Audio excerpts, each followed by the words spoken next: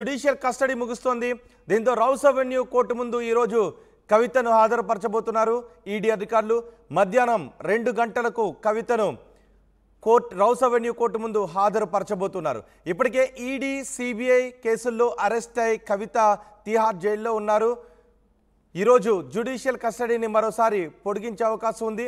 మద్యం పాలసీ కేసులో కవిత పాత్రపై ఈడీ ఛార్జ్షీట్ వేసింది.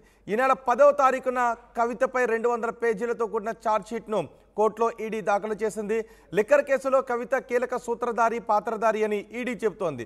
కేసులో దర్యాప్తు వేగవంతంగా సాగుతోందని, విచారణలో భాగంగా సప్లిమెంటరీ ఛార్జ్షీట్ దాఖలు చేస్తామని కోర్టుకు ఈడీ తెలిపింది. ఆ ఛార్జ్షీట్ను పరిగణలోకి తీసుకోవాలని కోర్టును ఈడీ కోరనుంది. ఈడీ ఛార్జ్షీట్తో ఇవాళ ఏం జరుగుతుందోననే బీఆర్ఎస్ వర్గాల్లో టెన్షన్ కనిపిస్తోంది. ఇక కవిత బెయిల్ పిటిషన్పై ఈ నెల 24న ఢిల్లీ హైకోర్టులో విచారణ జరగబోతోంది.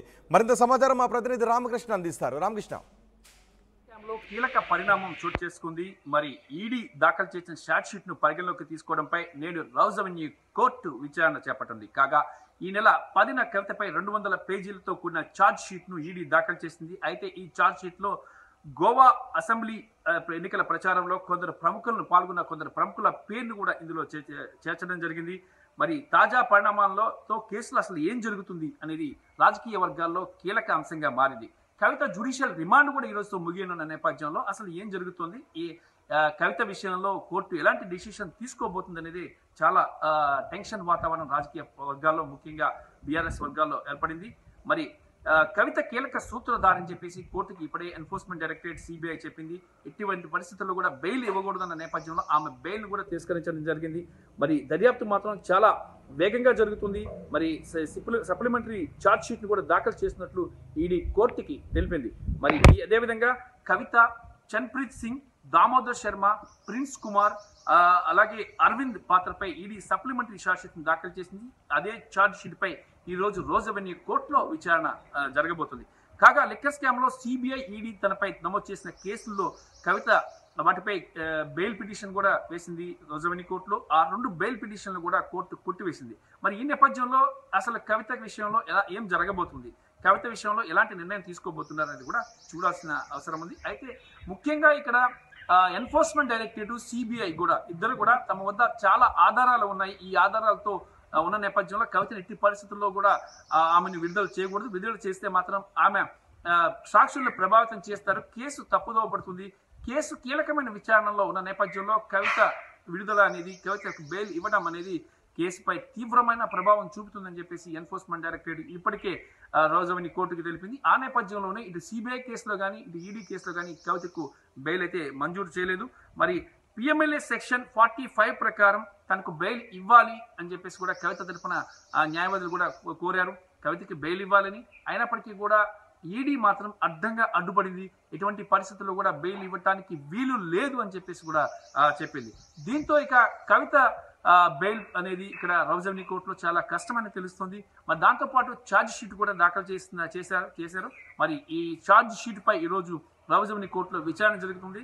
కవిత రౌస్ అవెన్యూ కోర్టుకి ఈరోజు వచ్చే అవకాశం, జ్యుడిషియల్ రిమాండ్ ఎండైన నేపథ్యంలో ఆమె కోర్టుకు వచ్చే అవకాశం అయితే లేదని సమాచారం. వర్చువల్లో ఈ విచారణ కొనసాగే అవకాశం ఉందని కూడా తెలుస్తుంది. మన జ్యుడిషియల్ రిమాండ్ ఈ రోజుతో ముగియనున్న నేపథ్యంలో ఆమె జ్యుడిషియల్ రిమాండ్ ను మరో వారం రోజుల పాటు పొడిగించే అవకాశాలు కూడా ఉన్నాయని తెలుస్తుంది. ఇక బెయిల్ విషయానికి వచ్చినట్టుకైతే మాత్రం ఇక్కడ లోవర్ కోర్టులో ఈ ట్రయల్ కోర్టులో బెయిల్ దొరకలేదు కాబట్టి ఇక ఆమె హైకోర్టుని అప్రోచ్ అవ్వాల్సి ఉంది. హైకోర్టులో బెయిల్ దొరికితే ఓకే, లేకపోతే సుప్రీంకోర్టుని అప్రోచ్ అయ్యి బెయిల్ పొందాల్సిన పరిస్థితి అయితే ఏర్పడుతుంది. మరి వీటన్నింటినీ దృష్టిలో పెట్టుకుంటే మాత్రం కవిత విషయంలో చాలా స్ట్రాంగ్ గా ఉంది ఎన్ఫోర్స్మెంట్ డైరెక్టరేట్, సిబిఐ ఇద్దరు కూడా. ఈ నేపథ్యంలో ఆమెకు బెయిల్ ఇచ్చే అవకాశం అయితే లేదు అని చెప్పేసి, బెయిల్ దొరికే అవకాశం అయితే లేదు లోవర్ కోర్టులోని క్లియర్ కట్ గా తెలిసిపోతుంది.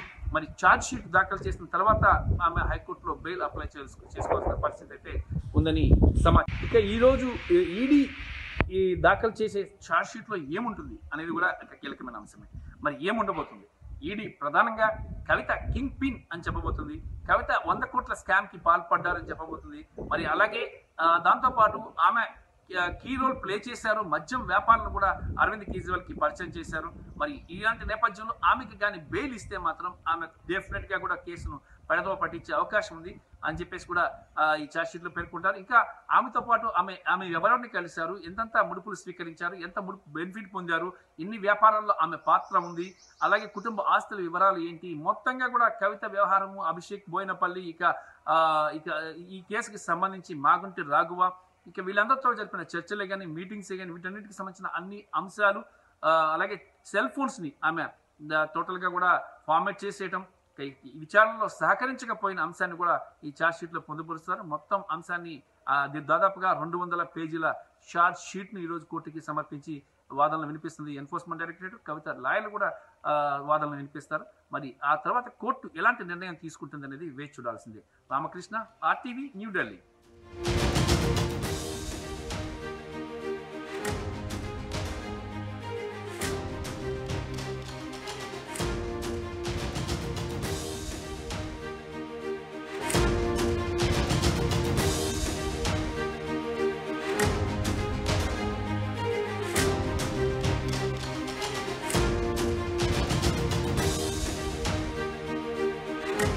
బ్రేకింగ్ న్యూస్, ఢిల్లీ లిక్కర్ స్కామ్లో ఇవాల్టితో కవిత జ్యుడిషియల్ కస్టడీ ముగుస్తోంది. దీంతో రౌస్ అవెన్యూ కోర్టు ముందు ఈరోజు కవితను హాజరుపరచబోతున్నారు ఈడీ అధికారులు. మధ్యాహ్నం 2 గంటలకు కవితను రౌస్ అవెన్యూ కోర్టు ముందు హాజరుపరచబోతున్నారు. ఇప్పటికే ఈడీ, సిబిఐ కేసుల్లో అరెస్ట్ అయి కవిత తిహార్ జైల్లో ఉన్నారు. ఈరోజు జ్యుడిషియల్ కస్టడీని మరోసారి పొడిగించే అవకాశం ఉంది. మద్యం పాలసీ కేసులో కవిత పాత్రపై ఈడీ ఛార్జ్షీట్ వేసింది. ఈ నెల 10వ తారీఖున కవితపై 200 పేజీలతో కూడిన ఛార్జ్షీట్ను కోర్టులో ఈడీ దాఖలు చేసింది. లిక్కర్ కేసులో కవిత కీలక సూత్రధారి, పాత్రధారి అని ఈడీ చెబుతోంది. కేసులో దర్యాప్తు వేగవంతంగా సాగుతోందని, విచారణలో భాగంగా సప్లిమెంటరీ ఛార్జ్షీట్ దాఖలు చేస్తామని కోర్టుకు ఈడీ తెలిపింది. ఆ ఛార్జ్షీట్ను పరిగణలోకి తీసుకోవాలని కోర్టును ఈడీ కోరనుంది. ఈడీ ఛార్జ్షీట్తో ఇవాళ ఏం జరుగుతుందోనని బీఆర్ఎస్ వర్గాల్లో టెన్షన్ కనిపిస్తోంది. ఇక కవిత బెయిల్ పిటిషన్పై ఈ నెల 24న ఢిల్లీ హైకోర్టులో విచారణ జరగబోతోంది. మరింత సమాచారం మా ప్రతినిధి రామకృష్ణ అందిస్తారు. రామకృష్ణ. కీలక పరిణామం చోటు చేసుకుంది. మరి ఈడీ దాఖలు చేసిన ఛార్జ్ షీట్ ను పరిగణలోకి తీసుకోవడంపై నేడు రౌస్ అవెన్యూ కోర్టు విచారణ చేపట్టింది. కాగా ఈ నెల 10న కవితపై 200 పేజీలతో కూడిన ఛార్జ్ షీట్ ను ఈడీ దాఖలు చేసింది. అయితే ఈ ఛార్జ్ షీట్ లో గోవా అసెంబ్లీ ఎన్నికల ప్రచారంలో కొందరు ప్రముఖులను పాల్గొన్న కొందరు ప్రముఖుల పేర్లు కూడా ఇందులో చేర్చడం జరిగింది. మరి తాజా పరిణామాలతో కేసులు అసలు ఏం జరుగుతుంది అనేది రాజకీయ వర్గాల్లో కీలక అంశంగా మారింది. కవిత జ్యుడిషియల్ రిమాండ్ కూడా ఈ రోజుతో ముగియనున్న నేపథ్యంలో అసలు ఏం జరుగుతుంది, ఈ కవిత విషయంలో కోర్టు ఎలాంటి డిసిషన్ తీసుకోబోతుంది అనేది చాలా టెన్షన్ వాతావరణం రాజకీయ వర్గాల్లో, ముఖ్యంగా బీఆర్ఎస్ వర్గాల్లో ఏర్పడింది. మరి కవిత కీలక సూత్రధారని చెప్పేసి కోర్టుకి ఇప్పుడే ఎన్ఫోర్స్మెంట్ డైరెక్టరేట్, సిబిఐ చెప్పింది. ఎటువంటి పరిస్థితుల్లో కూడా బెయిల్ ఇవ్వకూడదన్న నేపథ్యంలో ఆమె బెయిల్ కూడా తిరస్కరించడం జరిగింది. మరి దర్యాప్తు మాత్రం చాలా వేగంగా జరుగుతుంది. మరి సప్లిమెంటరీ ఛార్జ్ షీట్ ను కూడా దాఖలు చేసినట్లు ఈడీ కోర్టుకి తెలిపింది. మరి అదేవిధంగా కవిత, చన్ప్రీత్ సింగ్, దామోదర్ శర్మ, ప్రిన్స్ కుమార్, అలాగే అరవింద్